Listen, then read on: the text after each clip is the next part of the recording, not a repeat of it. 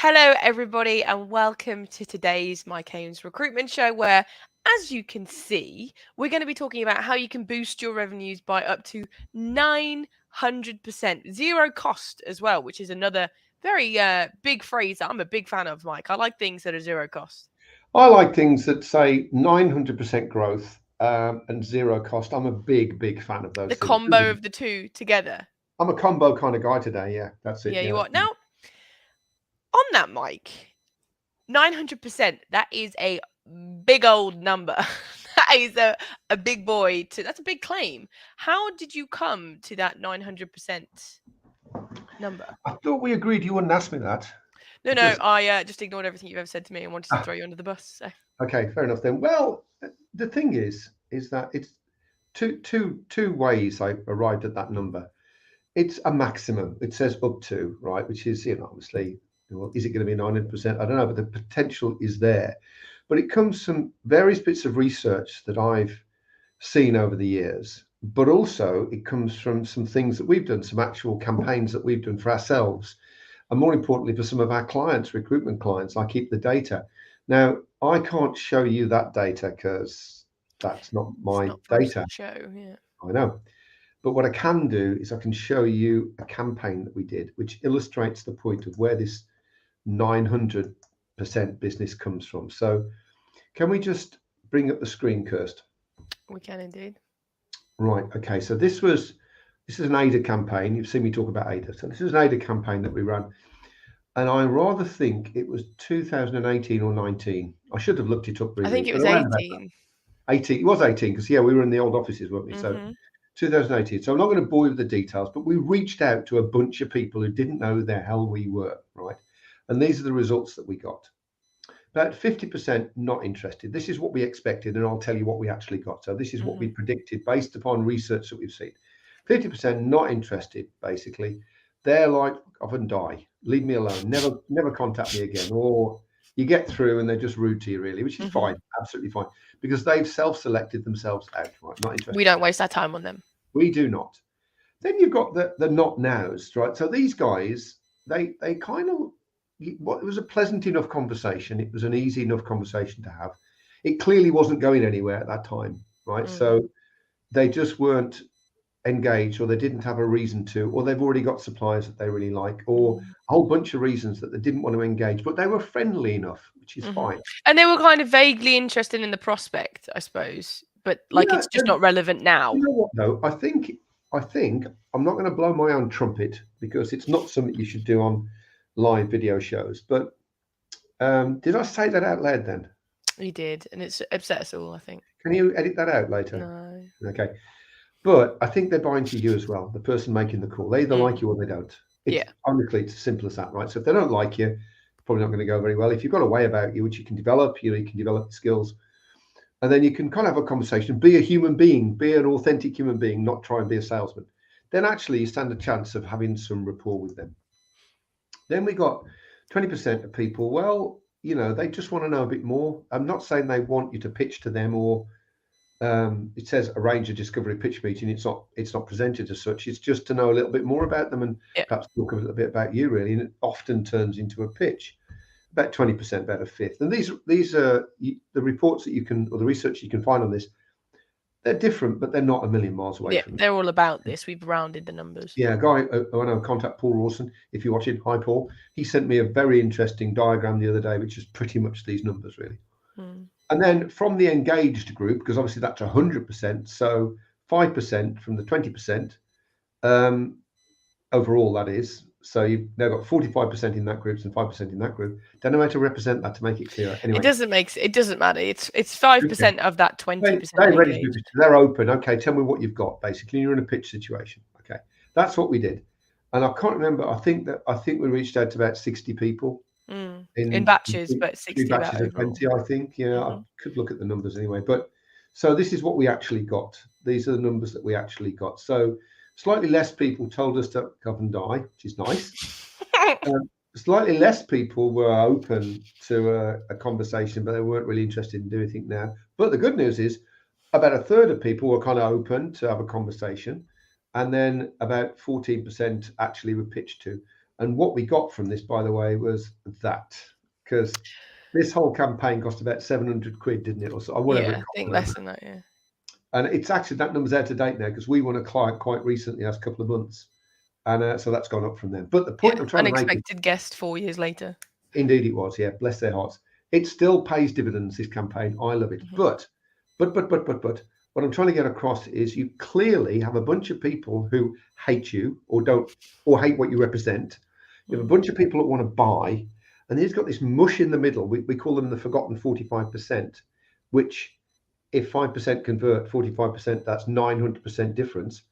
Where I got the 900 from, who are not saying no, they're just not saying yes. What they're actually Mhm. saying is maybe. What they're Maybe. saying is convince me, really, Yeah, is I'm prove open to to it. me that I should. I'm open to it. And one of these days, we will do buying styles, which will blow you Mhm. away.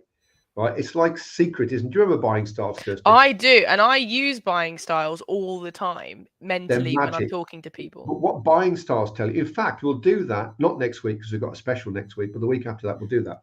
Yeah. Right? But buying styles would show that why people do this. You would understand the reason behind it. Anyway, so as you can see, we've got a breakdown of people that you reach out to, whether that's a campaign, whether it's cold calling, it doesn't matter. The data is pretty much the same, whatever your method.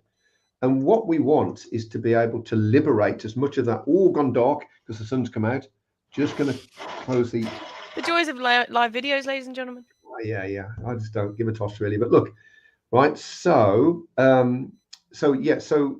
what we want is to liberate as much of the money locked up in that 45%, the forgotten 45%, as we can possibly manage. And Mhm. what I'm going to talk about for the rest of the show is that really, I guess. Okay, so Mike, I think we can all agree that there's definitely a group of people there who don't hate us and telling us to do one, but they also aren't ready to buy from us. But how how am I supposed to, when I'm a business owner, I've got loads of other things to do. How am I supposed to make those people turn into revenue? How am I supposed to do that? Okay, I'd be interested if anyone's watching us can relate to the forgotten 45%. If they, yeah, I get that. I'd just like to see that in the comments so that it's not just me screaming into the wilderness. Yeah, either you've had people like that, or maybe you're part of the forgotten 45 for some of Yeah, your suppliers. yeah. Well, yeah. I mean, you like you say, you use the car analogy a lot with this, don't you? If you've obviously bought a car relatively recently, Yeah. so someone that comes to you, Yeah. that you're just not interested, not going to I'm on a engage. 4-year contract and I'm 18 months in. So if you come and talk to me now about buying a new car, well, you're just annoying me. It's just white noise. It's just it's annoying. You come to me in about a year and a half when I've got a year left on my contract and I'm looking into old new kinds of cars and stuff, then yeah, it's fine. I'm going to be in that space where I'm looking to buy, but it's not very long, and I'm normally figured out my next car you know, before I buy it.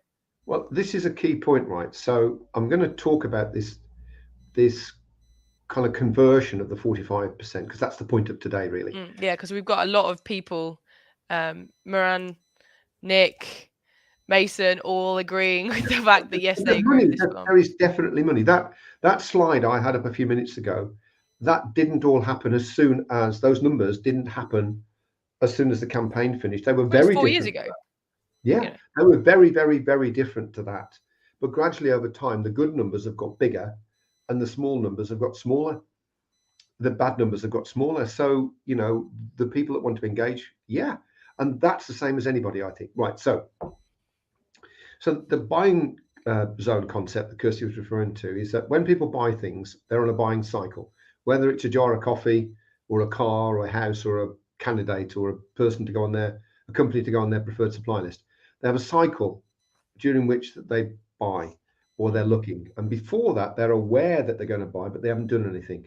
That's the pre-buying zone. mhm. The ideal time to catch someone is when they're in the pre-buying zone. So they have a need, they're aware of it, they're thinking about it, they're probably doing a bit of research around it, planning what they're going to do, but they haven't actually taken any action yet.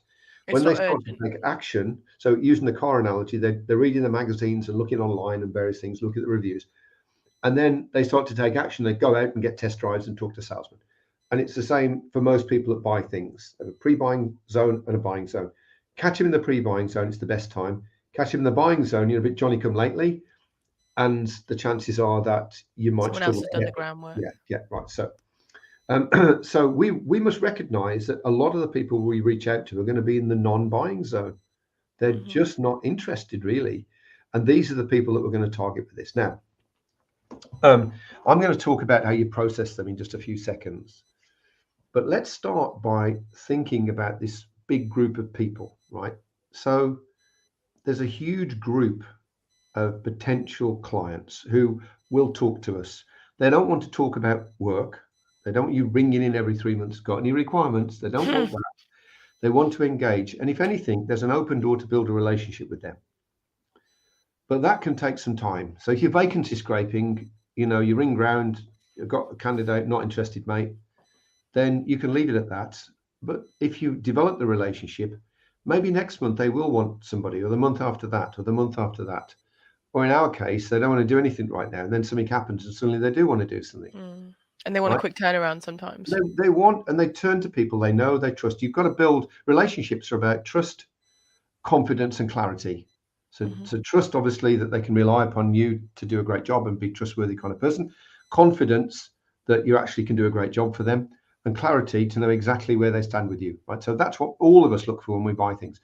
So your job in a relationship building process is to build those three. They're like layers on a bridge. Some of the interactions that you have are thin layers, some are thicker layers. But when that bridge is strong enough, you can walk across and get what you want. Or better yet, they will walk to you and ask for it. Right. So this is what we're talking about now. So how do we do that? Well, first thing is we recognize that this 45% are not all in the same place. And your relationship with them will develop at different paces. Some people will develop quicker and get to the success zone. Some people will be slower, and some people won't make it at all. Tire kickers, time wasters, call them what you want. Yes. And we have to detect those. We have to be able to identify them. So what we do is we break down everybody in that forgotten 45% group into stages, the relationship stage.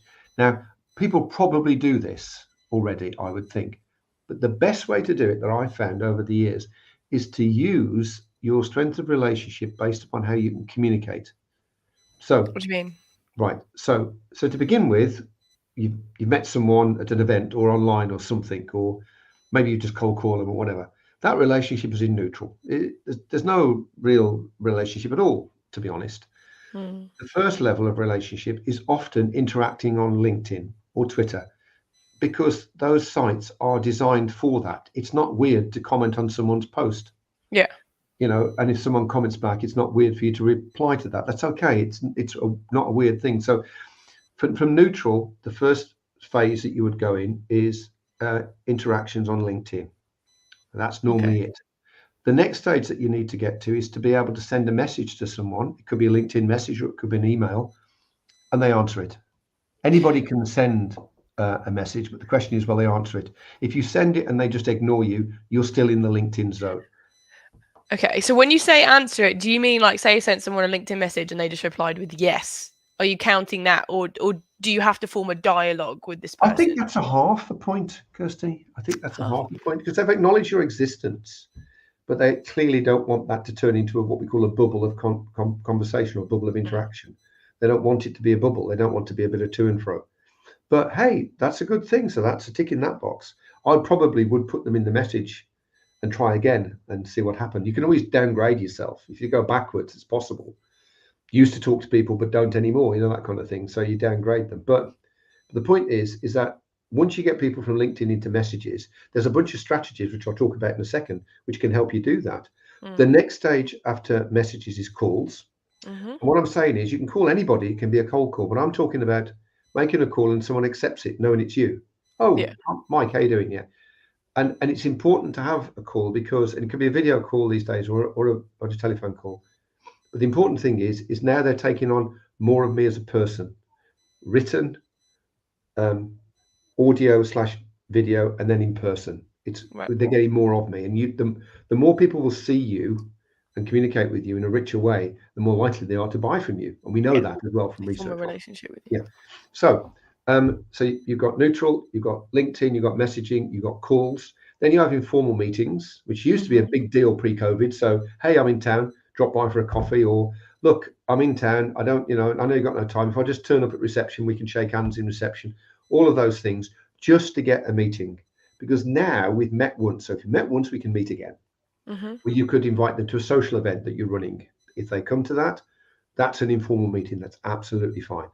And then the next one is that discovery pitch meeting that we talked about, where basically we're going to talk turkey. We're going to talk about what we do, and we're going to understand a bit more about what they want, and we're going to see if we can work out a way forward together.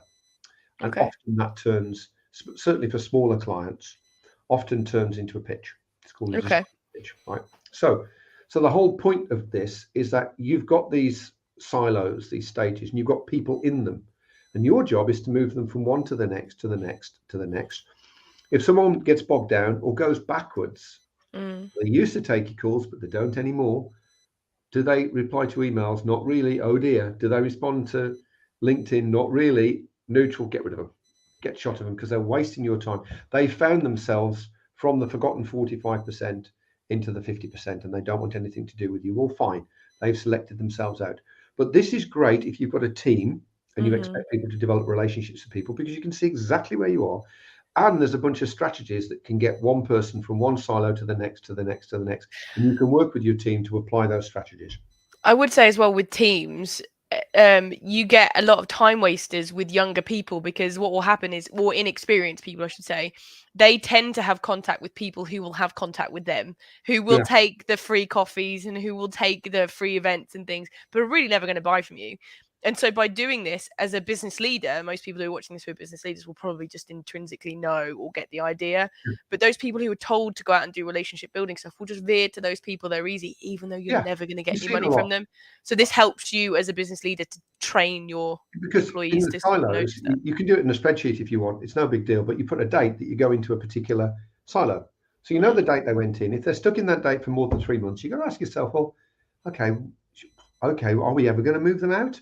Yeah. Try a few strategies. And if you can't move them out, you can either have that conversation, we've talked about it before, ring them up or whatever stage you're at, say, look, I don't want to waste your time or anything. On a stage of 1 to 10, where's our relationship going? 1, nowhere. 10, moving forward. Where are we? You can do that. And you may as well, if you think it's going to be a dead duck, and only keep people if you think it's a 7 or a Mm. 8, 9 or 10. Anyway, but You the call that point a is, test, don't you?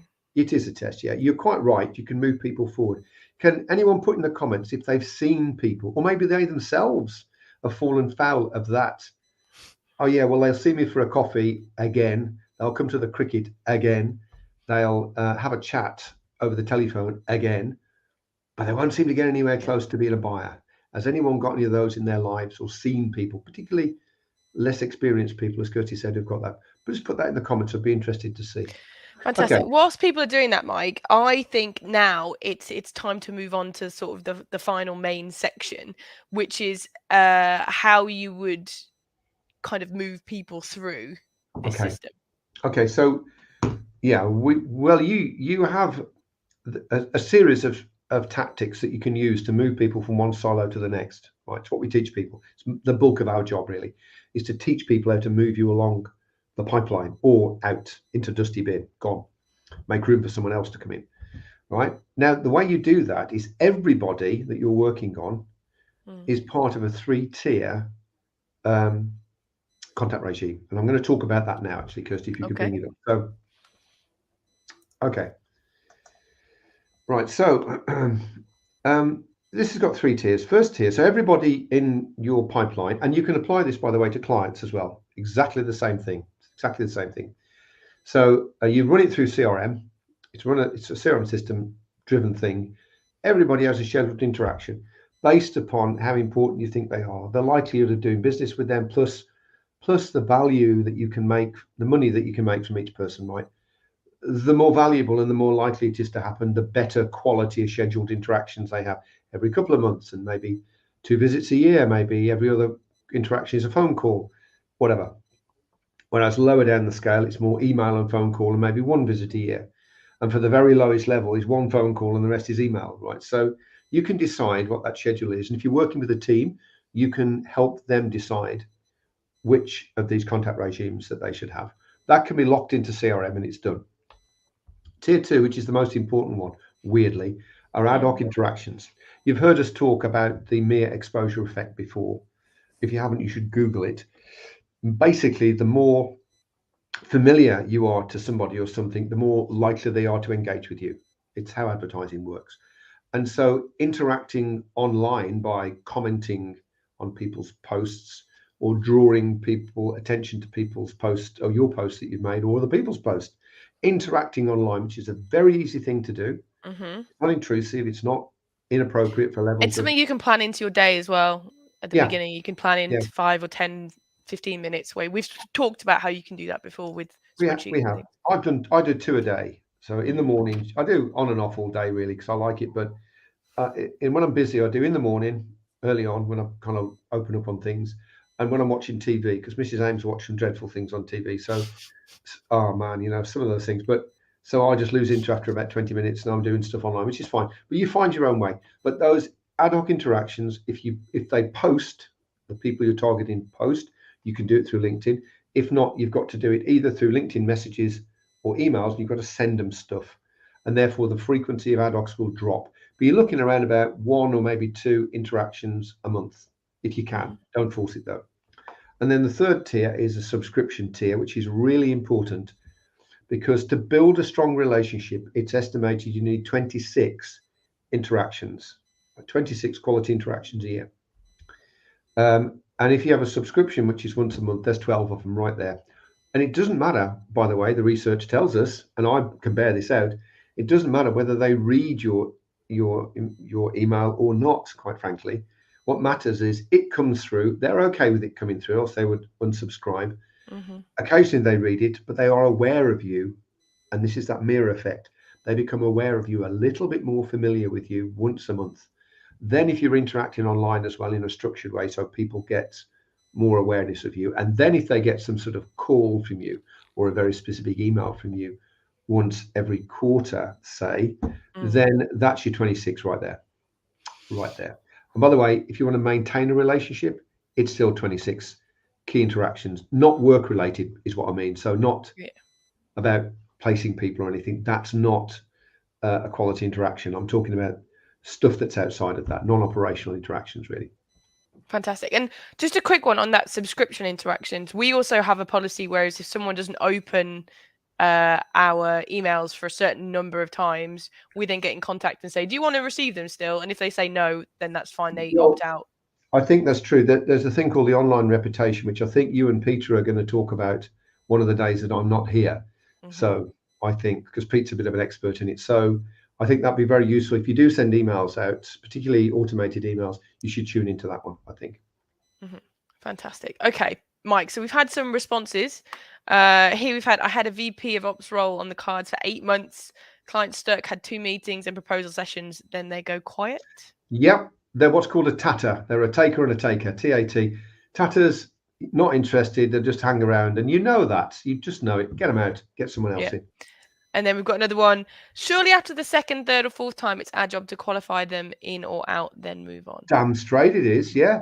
The thing is, Marin, and we both know this, you probably would do that because you're a senior person, like Kirsty said. Junior people who don't have a lot of prospects hang on to what they've got, even though they're being messed about. They kind of see the best. Oh, yeah, they'll buy next time. My favorite was working with some lawyers once, 4 years. 4 years. He'd been coming to the cricket once a year. This was in I bet Nottingham. he had. He'd been coming to the cricket. They used to have big social went to their black tie dinners. And I said, well, has he bought anything? No, but I'm sure he will. It's like, no, Mm. no, that's not going to happen. What's wrong with you? But anyway, lighted on. I particularly think that's worse if you run a 360 model where people are encouraged to do sales activities, but perhaps it's not within their normal remit or what something they're comfortable Yeah, with. they're They rubbish at are it. then, They're pardon? rubbish at it. They're Yeah, rubbish at well, it. you use your words, I use mine. But then they're going to be able to say to you, "Oh no, but I'm still having these meetings. I'm doing it, even though they're not worth anything." So I think it's more Well, common in that old 360 than it turkey. is Oh yeah, factory. lots of relationship building meetings. Do you though? Well, Hmm. show me then on the silos how it's moved forward. Then show me how your relationship has moved forward. No, no, we still go to the cricket. It's like drives me mad. Anyway, la di I was interrupting you, Kirsty. Sorry. No, it's okay. I'd finish my point. So I think have I just got enough time, Mike? If anybody's got any questions, we are coming to the end now, so feel free to ask. How am I supposed to move them through those stages? I mean, have we slightly covered it, but could you just give Yeah, me? no, we use the contact regimes basically because you're interacting in that way. You Hmm. move from interacting online to interacting on the telephone to move to interacting in person, and then you maneuver into that. Can I come and see you and talk to you about what you do and what I do? And if they say no for no good reason, they're out because they're not serious. Mm. So it's the contact regimes that move people forward through the pipeline. Okay, so fantastic. So in a second, Mike, I'm going to come to you this time and let you do the summary. I'm going to ask for your top tip, but first, I'm going to let everybody know what we're doing next week, which is we are going to be talking about the LinkedIn algorithm because it has recently changed, and this obviously makes a big difference for anybody who's doing online content. And it's going to You be, you may have noticed that the number of impressions that you get and views that you get has dropped. And you Mhm. may also notice that posts have a lot less lifetime. They come and go very quickly. There's a reason for that. We've done some research on it. It's not complete yet, and we've partnered up with someone that spends all their time researching it. So I'm not here next week. It's the Pete and Kirsty show, but Pete's going to present that because he's front Yeah. and center for LinkedIn for us. So, and you should really watch that because it is changing, and there are things you can do about it right now, right now. So Pete's going to tell you what they are. So that's going to be cool. Okay, fantastic. Okay, Mike, we have got one quick question before I come to you for a summary, which is from Colin. What about moving high-level candidates to clients? They're in the same process. That they're basically drop in. If they're high level candidates, they're going to be dropping in at informal meeting stage. So you're not going to mess with all the others, right? You can ring them, you can email them, blah blah blah. They're straight in at that, and your job is to get them from the informal meeting stage into the discovery pitch. It's the same thing. And if they won't do a discovery pitch, they're not really, unless they've got a really really good reason, and sometimes they do. But if you try with discovery pitches, if you try and fail 3 times, it ain't never going to happen. Did I just say it ain't never going to happen? That was a double negative, and you know how we feel about them in this family. Yeah, okay. Okay, Mike. So I think now is a good time. Can you just give us a quick summary Summarise of it. Yeah. everything? Before I do that, ladies and gentlemen, I'm going to the NEC next Thursday, which is why I'm not on the show. I'm going to the, what is it now? Some recruitment It's the fair thing. Recruitment Expo. If anybody's going on Thursday and fancy shaking hands or a quick coffee with me, just drop me a quick message. I'll be delighted to see you. I'm going to be there all morning playing golf in the afternoon, so probably won't be there then. But anyway, right, so very quickly, there is a big bunch of people if you reach out to that won't buy from you now. It's statistically sound. Some of those people are okay with building a relationship with you, providing it's not trying to sell to them all the time. If you can build that relationship around trust and confidence and clarity, there will come a point where they drop from the 45% into the 5%. And then that's your big chance. And those people who have invested the time and effort to be in that position will get an opportunity. If you want to do that, then certainly use silos to be able to track where people are on that journey and also apply a contact regime to help you move people from one silo to the next. And if you do that, I can't guarantee that you'll liberate the. I can't guarantee you'll liberate the 900%, but you should make some money out of it for sure. Okay, fantastic. Thanks for that, Mike. So, as usual, when we're watching this show, people are watching this thinking, I like this, Mike. I like the premise of this. What is the first thing they should do? What's your top tip for making this a reality?